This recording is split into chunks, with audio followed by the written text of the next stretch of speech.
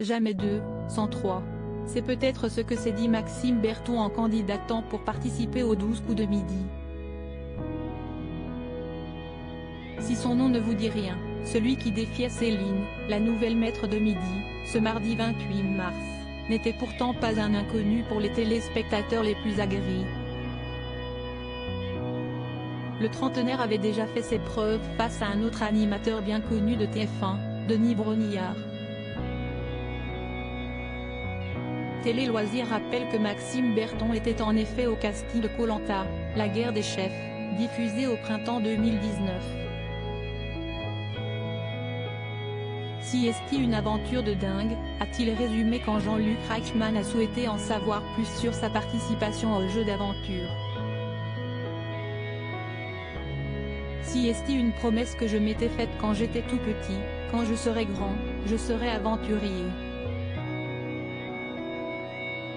Donc, j'ai fait mon métier, mais aussi, de vivre au moins 30 jours sur une île déserte, a alors expliqué celui qui a tenu parole puisqu'il a été éliminé, par ses camarades, au 34e jour d'aventure. Se démarquant par son côté stratège et ses nombreuses victoires lors des épreuves individuelles, l'Isérois de 35 ans a même eu droit à une seconde chance puisqu'il a ensuite été rappelé par la production pour faire partie des 20 aventuriers emblématiques figurant au casting de Koh-Lanta, la légende, qui célébrait les 20 ans du programme. Son aventure s'était alors arrêtée au bout du 12e jour de compétition.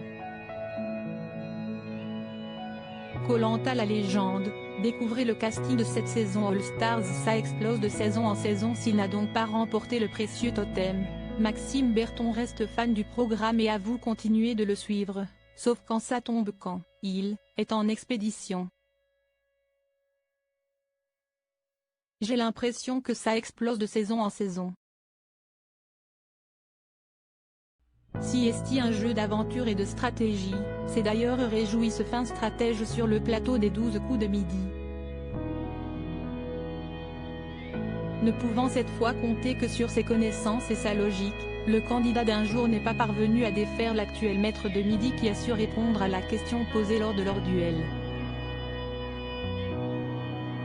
Les aventuriers de la tribu réunifiée ont décidé de vous éliminer et leur sentence est irrévocable, a alors déclaré la voix off en guise de clin d'œil. Article écrit en collaboration avec 6 médias. Crédit photo, capture d'écran TF1.